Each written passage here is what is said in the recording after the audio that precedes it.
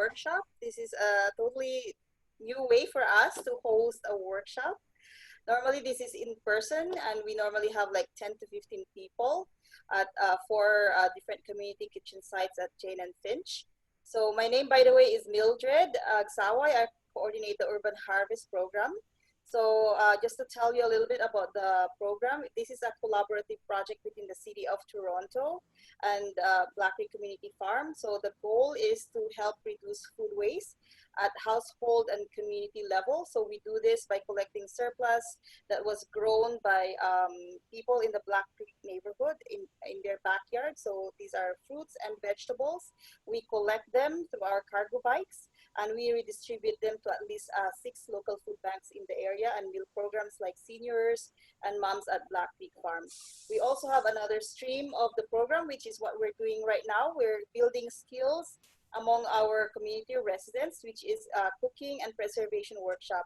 We realize that a lot of people, sometimes they don't have an idea how to preserve the food so that they can enjoy it later in the season, or how to cook food because they get these vegetables and they don't have any idea how else they can turn that into a beautiful dish. So that's why we're having this cooking and preservation workshop to have that educational component. And luckily, since we expanded to online, we brought to online, we have a registration number of 60 plus people. So welcome everyone. We're so excited, and we have Jade today. But before we come to Jade, I'll just pass it over to Victoria, who will be our technical support this afternoon, and she'll explain to you about like some of the housekeeping rules. Hello. Mildred, you'll share the document? Okay. So hi everyone, I'm Victoria. I've been working with Black Creek Community Farm on some of their technical support and their social media to help tell more people about the various workshops and amazing fundraising activities that are happening. And I'm hoping that you can still see Mildred's screen as she's just going to share some housekeeping rules for today. Right now, everybody is muted other than the person who's presenting, and that's just to make sure that there won't be any disturbances in the sound and in the recording. For those that have your video on, just a reminder that it's always visible, even if you switch to another tab or open up something else, that we can always see your video if it's on. So just be aware of that and make sure that you're not doing anything that you wouldn't want us to see. If your video is off, then we can't see anything, so don't worry too much. Next slide, please.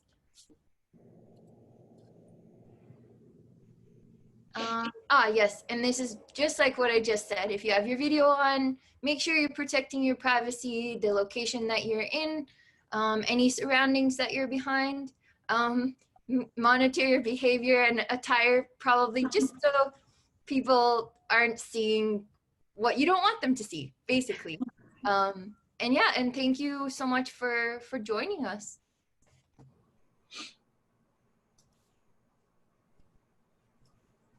Victoria, you want to mention about the racing? Oh, yes. Oh, sorry. Forgot about one more thing. Just that for folks that are on your various devices, that there are some participant features. So if you have a question, if you click on the participants button, and if you're on a cell phone, that might show up at the very bottom of your cell phone. If you're on the computer, it probably shows up at the bottom of your window, and it will say participants. And when you click that, it shows you the names of everyone on the call, but it also gives you some kind of answers that you can use. So if we ask a question and you want to say yes, there's a yes option, there's a no option. You can also tell us to go slower or faster if we're talking too fast or slow. And then there's some hand little thumbs up or thumbs down. So if you like what's going on or don't like what's going on. And so that's how you can provide feedback while we are presenting. Thanks, Victoria. And we'll let Jade before we pass it on to Jade, we have a time for Q&A later. So we'll have like Jade go through her presentation, and you can have all your questions either like type in through the chat or later reserve for Q&A. So I just want to this time on. So yeah, so I want to introduce Jade. So Jade has been with us training our community residents. So far, we have 11 community residents since last year who she trained. These community leaders have been prepping for the next succeeding workshops that we'll be having. So she works with FoodShare, and she's the community kitchen facilitator. Jade believes in the power of food as a meeting point, as a tool to create a space for people to come together. At FoodShare, her role as a community kitchen facilitator gives her freedom to explore that space in relationship with communities across the city, cooking, preserving, eating, and learning together. So without much ado, we present to you Jade. Hi, everyone. Does this sound okay? Can everyone hear me? I've got two kind of cameras going right now in my setup, so you might notice that I'm looking down, but it's just because I'm trying to look at all of you and your beautiful faces because my cell phone is the one actually filming. So like Mildred said, my name is Jade. I use she, her pronouns, and I'm the community kitchen facilitator at FoodShare. I'm just going to start out by reading our land acknowledgement. So even though we're all spread out across the city, I think it's important to acknowledge the land that we're on and the traditional caretakers of that land. So FoodShare acknowledges that the sacred land in which we operate is situated upon the traditional territories of the Wendat, Haudenosaunee, the Anishinaabe, and the Mississaugas of the Credit. This territory is covered by the Dish with One Spoon Wampum Belt, an agreement between the Anishinaabe and Haudenosaunee allied nations to peaceably share and care for the lands around the Great Lakes. FoodShare recognizes the many nations of Indigenous people who presently live on this land, those who have spent time here, and the ancestors who have hunted and gathered on this land, known as Turtle Island. All right, so I don't think I need to really introduce myself since Mildred did that for me already. So I think we can just really kind of dive into the presentation. And what I'm going to be demoing today are just some really simple and quick fridge pickles. So what I wanted to first ask everyone, and if you wanted to maybe respond in the chat here, that would be great instead of unmuting yourselves. I'm just wondering what kind of pickles you've made in the past, if you have any experience making pickles, and specifically if there are any pickles that are kind of ones that you grew up with, ones from your culture. I'm looking to hear a bit more about pickles from all over the world and different kinds of pickles. So if anyone wants to put that into the chat, I would love that. I can start by kind of talking about one of my favorite pickles. So my family is Jamaican Chinese, and we really love pickling Scotch bonnet peppers. So we'll slice those up really thin, throw them in with some vinegar and a lot of allspice or pimento, and throw that into basically every dish that we eat, which is really great. So every summer now I try to grow some Scotch bonnets in my backyard, and then at the end of the summer we harvest them all and pickle a ton of them and make some hot sauce too. So let's see if we have any responses in the chat here.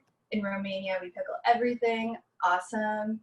For me, I haven't done any pickling before, but dill pickles are my favorite kind. I love dill pickles too. I love them on my burgers and sandwiches. Green tomatoes, pickled fennel, carrots and beets, chili peppers, Iranian cauliflower and garlic. Wow, that sounds so good. Pickled chili from an Italian uncle, and Chinese pickles. Kimchi, yes, kimchi is so delicious. Chinese daikon cucumber. We're going to be pickling some daikon today. Beets, yes, totally. Wow, so many answers. This is amazing.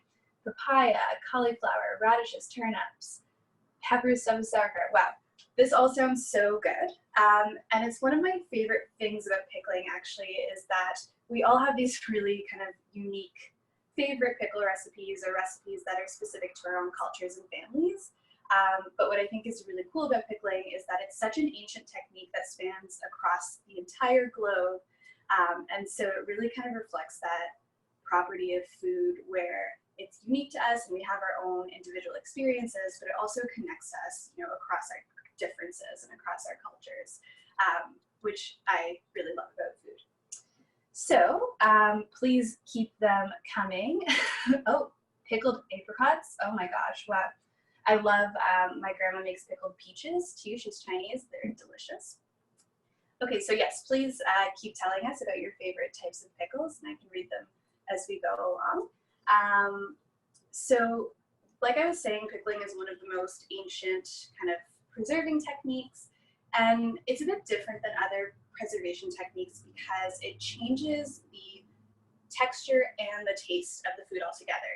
So whereas other forms of preserving like freezing or maybe even dehydrating, they'll change the texture of your food, but they won't really change the taste. Pickling is really different in that it changes the taste, it gives you a totally new flavor.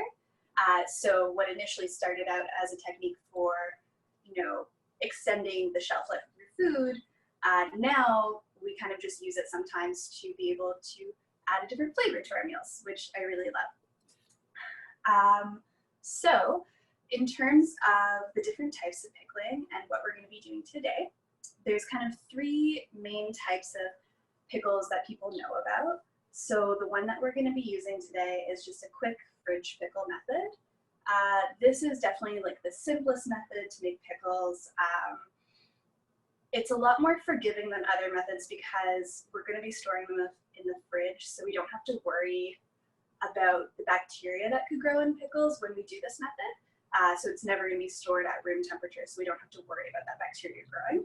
Whereas the other method of making pickles, which is kind of through a canning process in a hot water bath, you have to really be particular about the science behind it. So making sure that you're using the right ratios of vinegar and water and salt to make sure that the pH levels and the acidity of the brine are exactly as they should be.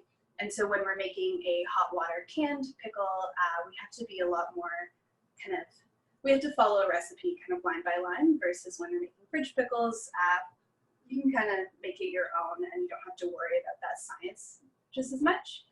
And then the third type of pickle that I just wanted to quickly talk about, which is actually not really a pickle, is kind of a lacto-fermented pickle. And I'm bringing them up because they do taste like pickles, so I wanted to mention them, but they use a totally different process, and it's a fermentation process. And it's really a fun thing to do, and I do encourage you to look into at home. If you have kids, it's a fun like science project to make lacto-fermented pickles, but they're really different than the other two methods because instead of trying to avoid any bacteria growing, they actually use the power of that good bacteria to make a really nice flavor without any added acid. So I would definitely look into that if you are looking for something to do. But in the meantime, I'm just going to be showing you how to make these super simple and quick fridge pickles. So I'm going to start by showing you how to make the brine. And I've already gone ahead and prepped my brine in advance just before we started the workshop, but I'll quickly walk you through how I made it. And it's super simple. I'm just going to pull these over so everyone can see.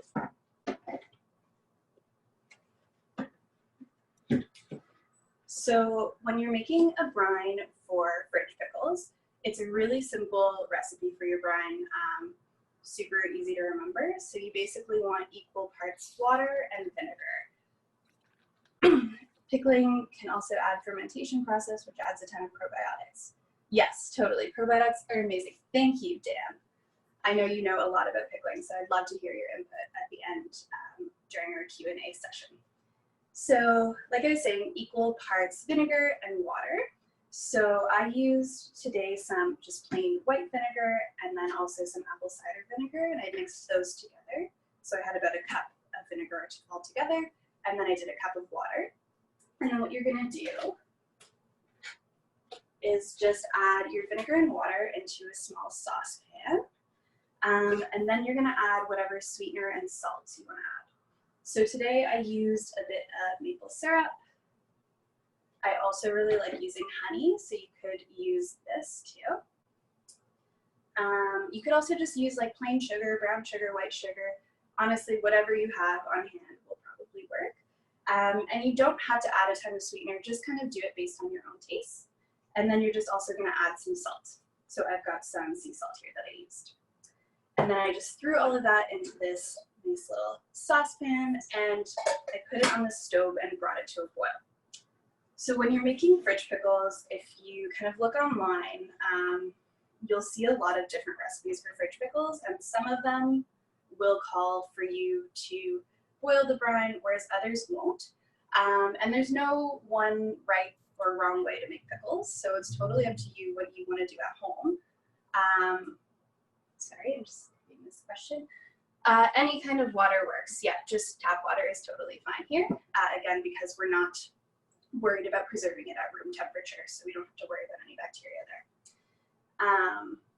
Where was I? Right, so some recipes will say that you should boil it, others will just tell you to mix all your ingredients together and throw them into the jar. And both of those methods do work. I prefer to boil my brine. Because I like the way it kind of gets the flavors all mixing together. Also, if you're using a kind of like a sugar or brown sugar, it'll help those dissolve as well as the salt. So I just threw it on the stove, brought it to a quick boil, and then as soon as it was at a boil, I turned it off and just kind of let it sit there. So I've got my brine here, and I'm just gonna pour it into a measuring cup so that it's easier to pour into my jars.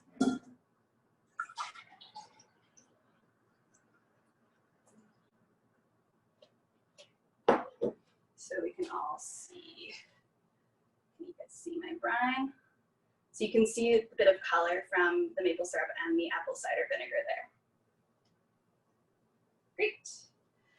So the other things that we're going to be adding to our pickles besides the veggies themselves are just some different kind of like flavorings and spices to just, you know, kick it up a notch. And in terms of what you can use your flavorings, what I really love about pickles here is that it's whatever you want to add, whatever you have in your house, whatever kind of suits your palate, you can throw in there. So you could use kind of fresh herbs, you could use dried herbs, garlic, cloves, fresh roots like ginger or turmeric.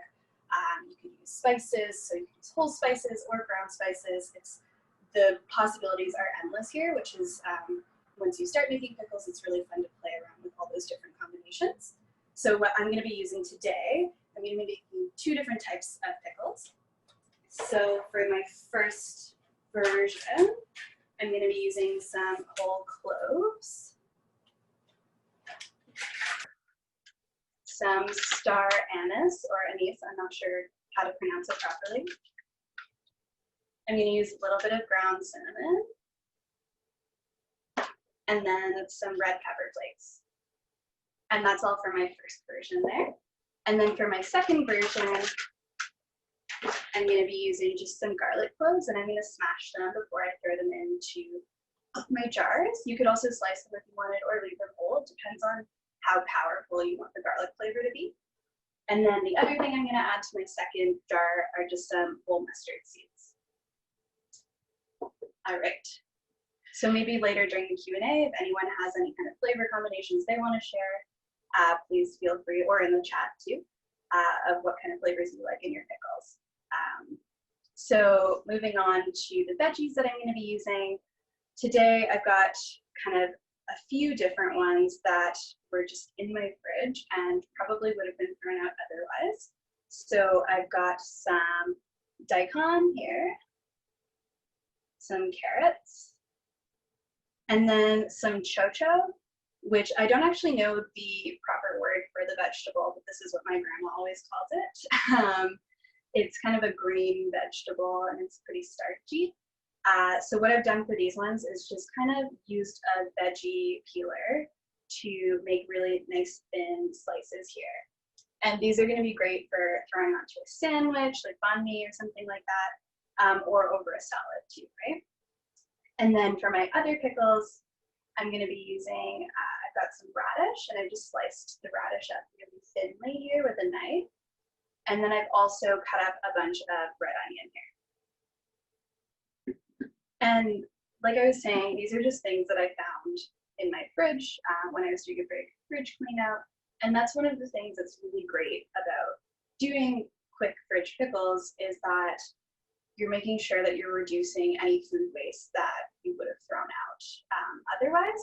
So it's a really great way to just avoid, reusing any veggie scraps from a recipe that you were making last week and you didn't use the whole carrot or you didn't use the whole onion.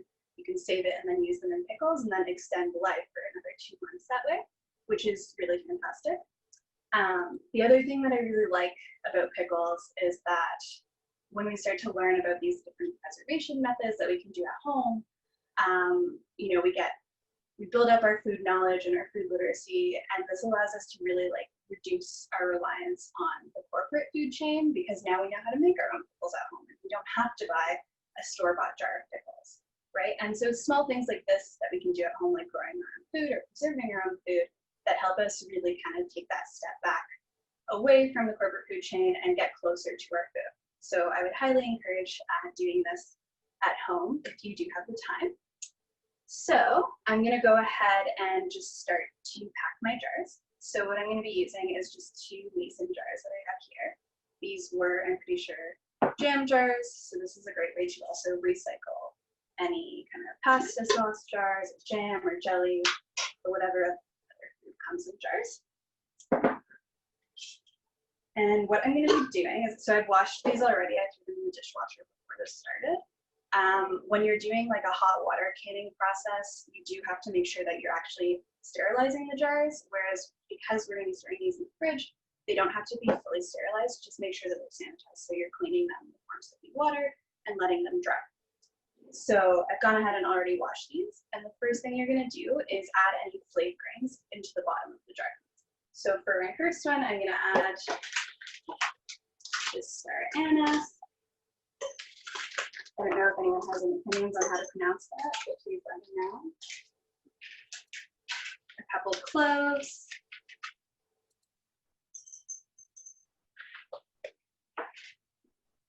I'm also adding a bit of ground cinnamon. I would usually use a cinnamon stick, but I don't have any in my house right now. So we're going to try it out with this ground cinnamon. And then for some spice, I'm going to add in some red pepper flakes. And this is going to be the one that I'm going to throw my onion and my radish into. And then for my second one, I'm going to throw in these mustard seeds. Ooh, that was a lot. And then I'm also going to put some garlic cloves in there. I'm just going to crush them with the side of my knife here.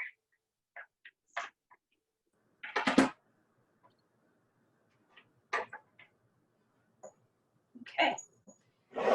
So I've got my flavorings in there at the bottom of the jar. And now what I'm going to do next is actually pack the jars with my vegetables. So I'm going to start with these guys, and I'm just going to kind of mix them up so that I get a nice mix in there when I'm taking them out of the jar. And when you're packing your jars, you want to pack them in pretty tightly. You can really fit as many in there as you can. Just don't kind of smush the veggies, obviously, but fit as many as you have. You don't want anything to go to waste.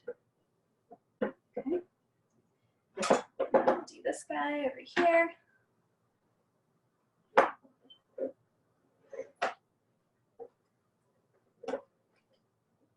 Some radish in there.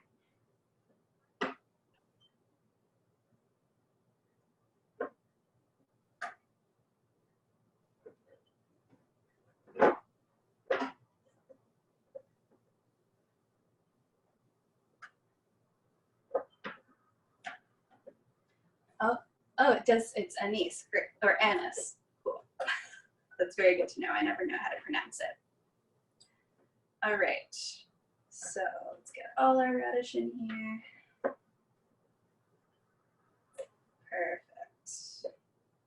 Perfect. Okay. So we got our jars back. This one is a bit less full just because I had less carrots and daikon in there. But that's okay. So now what you're gonna do is you're just gonna take your brine, and it's still pretty hot, so be careful when you're pouring it. And we're gonna pour it into our jars. And we want to cover our veggies with the brine. You want them to be completely kind of submerged in your brine.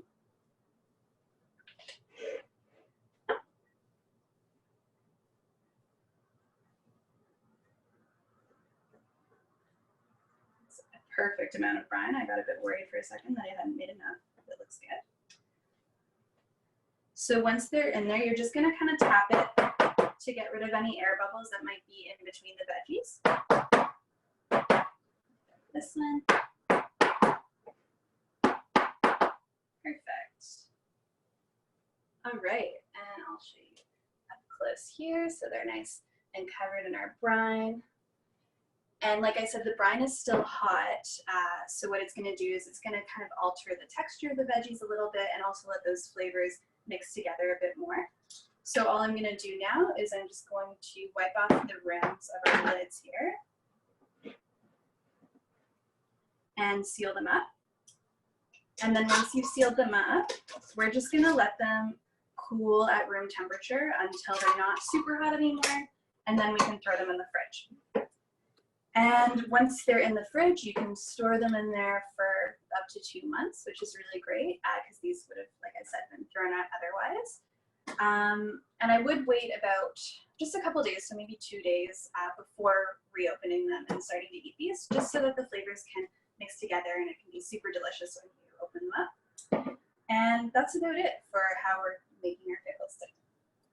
So maybe we can move into the kind of like discussion or Q&A section of the workshop. If there's anything that I missed or didn't explain properly, please ask me those questions now. But I'm also wondering, you know, like what pickles you've made at home, if you have any pickling tips for everyone in the group today. And then also, if you have any other interesting ways of reusing or repurposing your veggie scraps at home, I would love to hear about those in the chat here.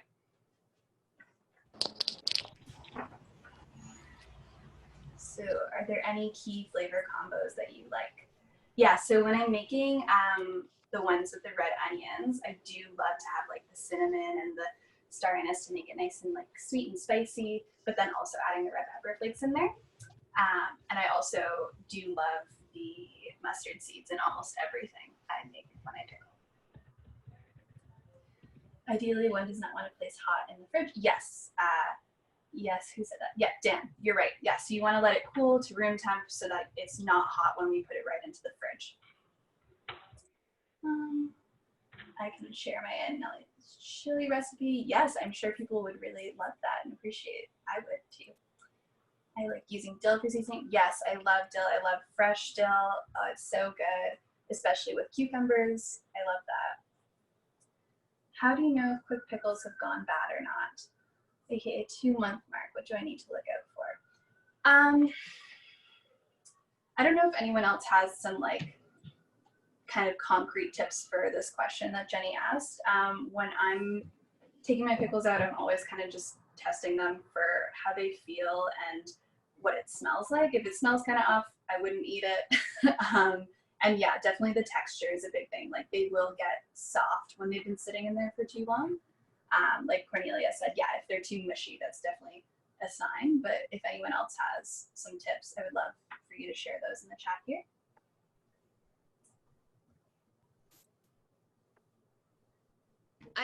I unmuted everyone who let me unmute them, so some people can ask live questions if they want. And for those who are not unmuted, you have to unmute yourself to ask a question if you want to. Do you want to unpin me, Victoria? Yeah. There we go.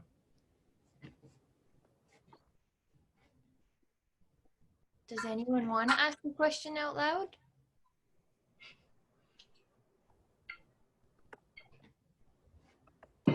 Is certain salt better than other? So that's when you're doing pickling and you're canning it, so like with a hot water bath, the type of salt you're using definitely matters there. So there's like specific pickling salt that you can buy for that because you need to measure it in weight. When you're doing fridge pickles, just as plain sea salt is totally fine there. You could use pickling salt too, but sea salt is good.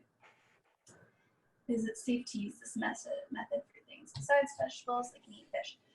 No. So when you're canning things like meat and other proteins, you would have to be using like a pressure canning process, which is totally different than the hot water canning process, because those types of foods have a much lower acid level. So you need to take a lot more precaution in terms of the science behind making sure there's enough acidity to stop bacterial growth there. Are you going to do the 2 other methods? Not today. That might be something that some of the community leaders cover. I'm not sure in their workshops that they'll be leading over the next couple of weeks. So I would definitely check in maybe with Mildred about what folks are planning to cover in their topics. But those are 2 methods that there's tons of resources on the internet already about those that you could check out on YouTube, because they're super easy to do at home and accessible, but we're not going to be covering it today anyway. Here's my uncle's Italian chili recipe.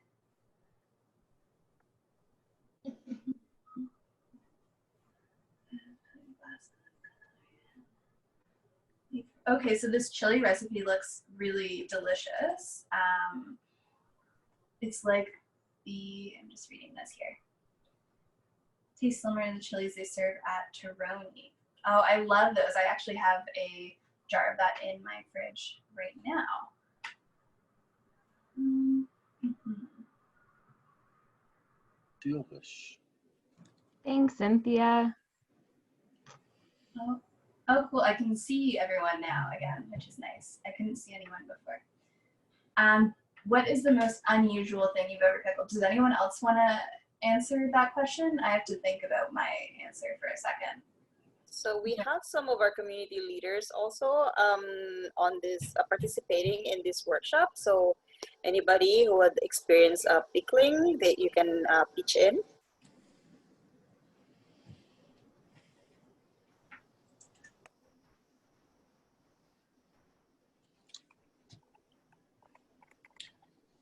I was wondering about the different salts that one can use. So for example, Himalayan pink salt and the mineral content versus the plastic content in the sea salts. Right. So I don't know too much about the Himalayan pink salt. I've never used it in cooking before myself, but I do think that because these pickles are stored in the fridge, that you don't have to worry as much about the kind of like scientific details behind which salt we're using. But I don't know, do you have any other opinions on that, Dan, or anyone else here? Yeah. For aesthetic purposes, from what I read a lot about like salt that to be used, try to avoid like iodized salt, because this is a mineral, and I would think the same way for Himalayan. If you don't want that like cloudy appearance in your brine, try to avoid that. That's why, as Jade mentioned, there's a pickling salt that you can use, and then the sea salt, which is purely like salt and no minerals added. So go for that so that you won't have like a cloudy appearance in your pickle. Thank you, Mildred.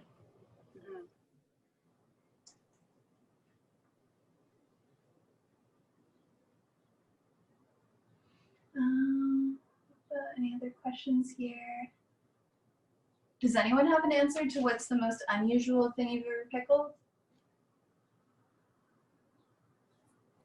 I pickled crab apples. There's lots of crab apples at the farm, especially the previous year. There's just tons and tons of crab apples, and I thought like, wow, what do you do with this? So I Googled, and then I preserved it, and I think I still have some, and I had my son pitch in. So these are incredible things actually that is very family friendly, kid friendly things that you can do. Refrigerator pickles is one of them. We did this at our family farm event at the farm, And we want to introduce this as well in a small group. So watch out for that. We would encourage the kids to like come and participate.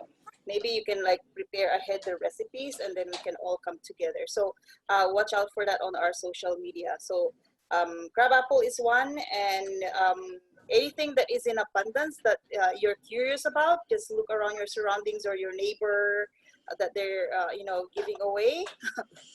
Or you can help with your street trees that you can like help yourself into like yeah, it's a world to discover.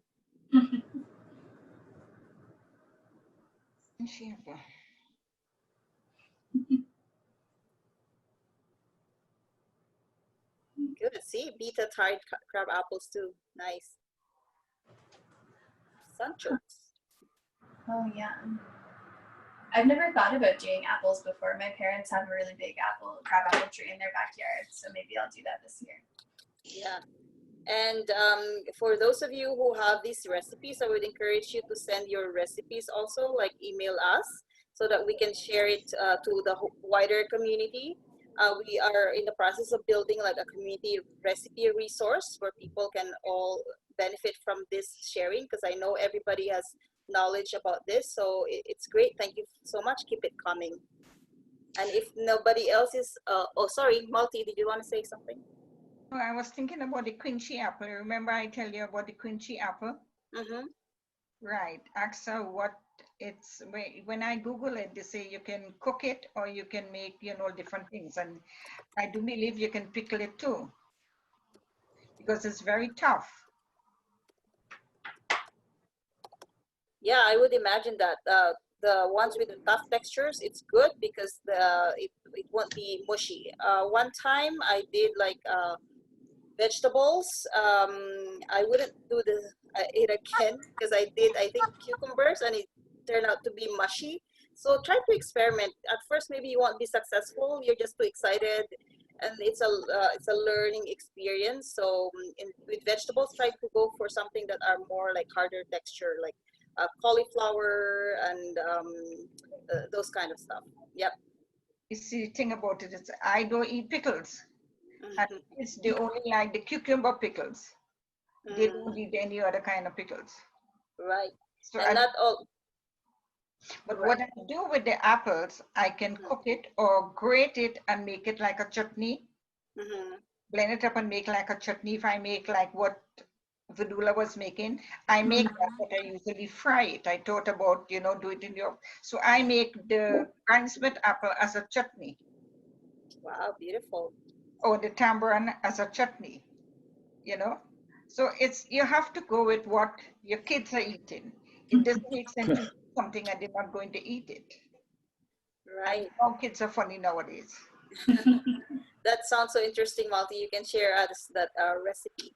And when it comes to cucumbers, not all cucumbers are also like created equal. I didn't know then when I was too excited to start. Like 10 years ago, I did a cucumber that I picked, and it turns out there's like pickling cucumber. So yeah, so go for a cucumber that says. I never knew that too. I never knew they had pickling cucumbers. Yeah. But I know different type of cucumbers. There are some that are very small. Do you know you can cook cucumber? You can stew cucumbers. Yeah.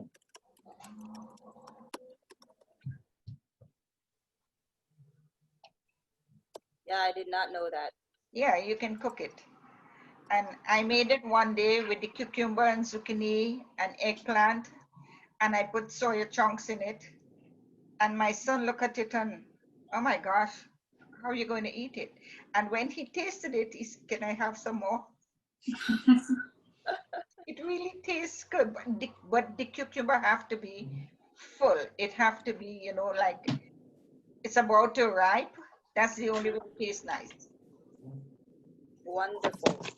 Thank you so much, Malti. I know a lot of people might want to share, but maybe we'll pass it back to Jade for now, so she can do the rest of her presentation. We're good. Oh, you're good? Yeah. Okay. Yeah, it's 2:40.